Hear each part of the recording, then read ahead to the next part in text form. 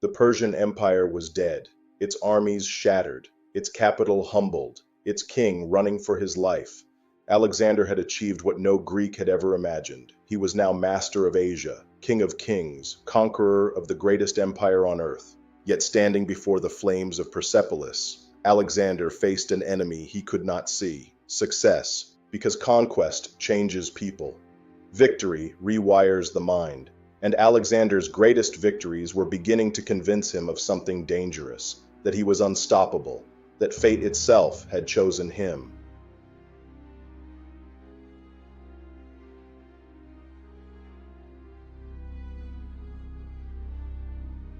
Persepolis was more than a city, it was a symbol, the ceremonial heart of the Persian Empire.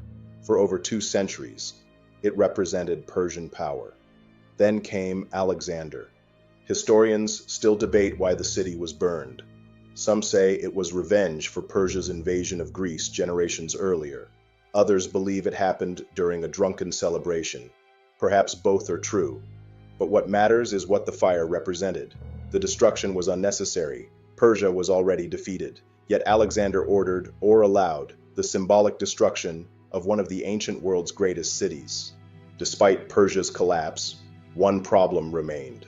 Darius III was still alive, and as long as the Persian king lived, Alexander's victory felt incomplete. So began the hunt for the great king.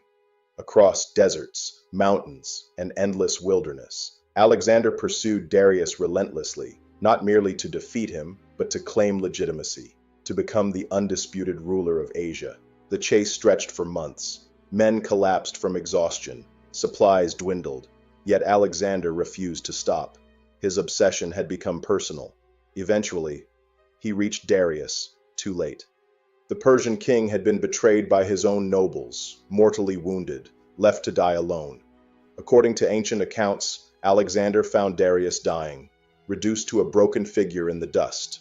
Alexander reportedly covered him with his cloak, a gesture of respect. With Darius dead, the Persian Empire officially belonged to Alexander. The war was over, or at least, it should have been. His generals expected a return home. His soldiers dreamed of seeing their families again. Alexander disagreed.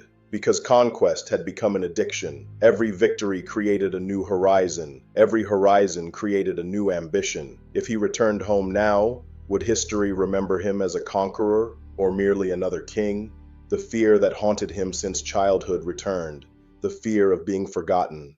And so Alexander marched east, toward lands few Greeks had ever seen, toward modern Afghanistan and Central Asia, toward years of brutal warfare.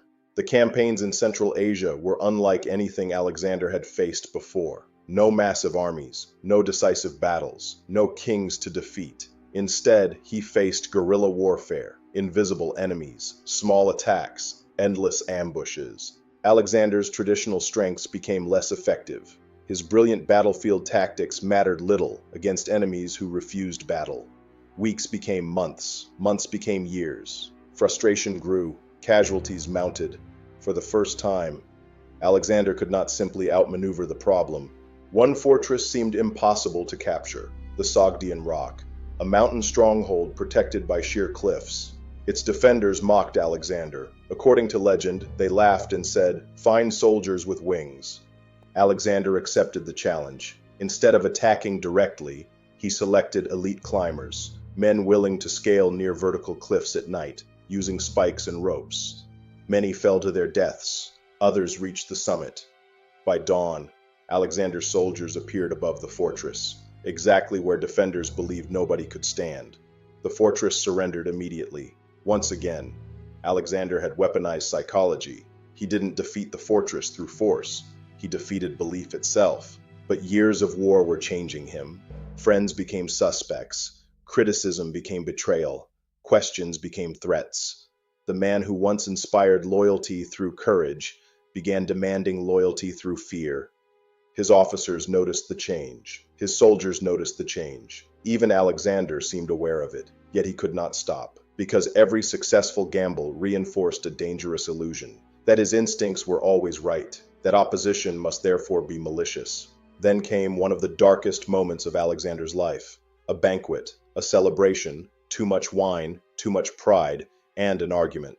The man arguing with Alexander was Clitus the Black, a trusted commander, a longtime friend, the same man who had once saved Alexander's life in battle. The argument escalated, insults flew, anger erupted. Then Alexander seized a spear and killed him. The room fell silent.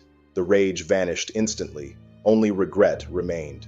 Ancient sources claim Alexander was devastated. He locked himself away, refused food, refused visitors. For days he mourned, because this time he had not conquered an enemy. He had destroyed a friend. And in that moment, the greatest conqueror in history began to glimpse the cost of becoming a legend. The empire continued to grow, but something inside Alexander was beginning to fracture, and ahead lay an even greater challenge. India, the edge of the known world, the final horizon.